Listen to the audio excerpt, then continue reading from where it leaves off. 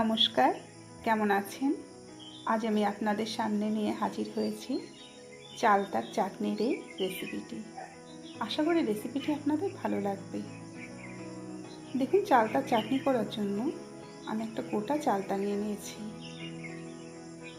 এবারে চালতাটাকে আমি খুব সাবধানে কেটে নেব।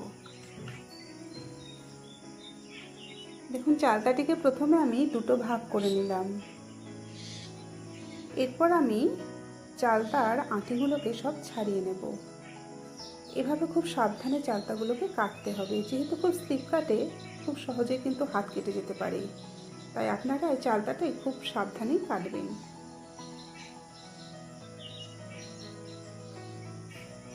এরকম পিসগুলো করে নিলাম। করে আমি একটা বাটিতে জলের মধ্যে এগুলোকে ভিজিয়ে নিলাম। এর পরের অংশটাও আমি ঠিক এইভাবেই কেটে নেব। ভেতরে যে অংশটা আছে সেটাকে আমি ফেলে দেব।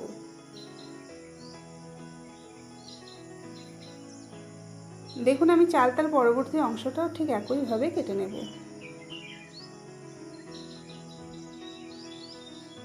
এভাবে সমস্ত চালতাটাকেই কেটে নিলাম।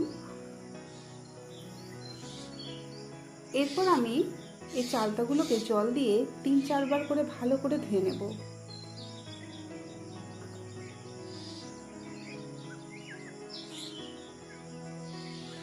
এভাবে আমি সমস্ত চালতাগুলোকে ধুয়ে নিলাম। এবার একটা শিলের ওপরে এই চালতার পিসগুলোকে দিয়ে আমি একটু ভালো করে এগুলোকে থেঁতো করে নেব।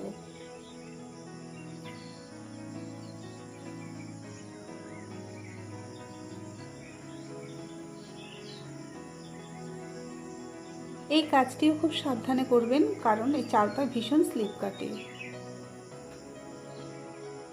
দেখুন, এভাবে আমি সমস্ত চালতাগুলোকে থেঁতো করে নিলাম। এরপর এগুলোকে আমি একটা প্লেটের উপরে তুলে নেব।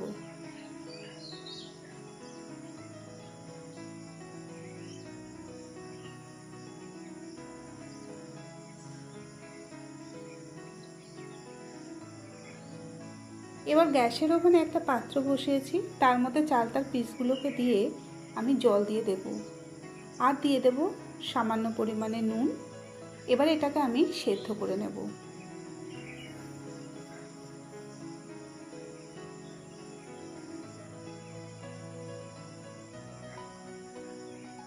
মিনিট 5 এভাবে সেদ্ধ করে নেওয়ার পর দেখুন, একটা ছাঁকনি নিয়েছি, এর উপরে আমি তুলে নেব চালতার পিসগুলোকে, যাতে জলটা ঝরে যায়।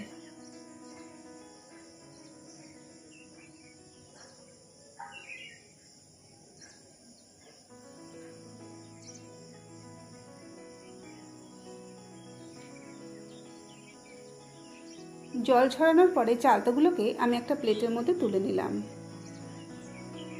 এরপর একটা কড়াইয়ের মধ্যে আমি সামান্য পরিমাণে সর্ষের তেল দেব, আর দেব একটা শুকনো লঙ্কা ও কিছুটা পরিমাণে সর্ষে ফোড়ন। ফোড়নটা হয়ে গেলে এর মধ্যে যে সেদ্ধ চালতাগুলো আছে সেগুলোকেও দিয়ে দিলাম।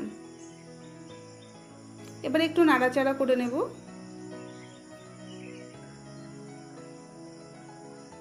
এরপর আমি এর মধ্যে দিয়ে দেব পরিমাণ মতো জল।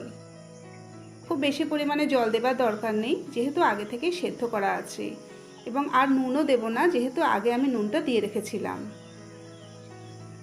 এরপর আমি পরিমাণ মতো চিনিও দিয়ে দিলাম এর সাথে। চিনিটা অবশ্যই স্বাদ অনুযায়ী দেবেন। চিনিটা দেওয়ার পরও আমি মিনিট 5 এটা ফোটাবো। এরপর যখন ঘন হয়ে আসবে তখন বুঝবো যে চালতার চাটনিটা রেডি হয়ে গেছে, এবং তখন দেখবেন কালারটাও চেঞ্জ হয়ে যাবে। রেসিপিটি যদি ভালো লাগে তাহলে অবশ্যই চ্যানেলটিকে সাবস্ক্রাইব করে পাশে থাকবেন, এবং লাইক ও কমেন্ট করতে অবশ্যই ভুলবেন না, কারণ আপনাদের একটি লাইক ও কমেন্ট আমাকে আরও নতুন নতুন ভিডিও তৈরি করতে উৎসাহিত করে।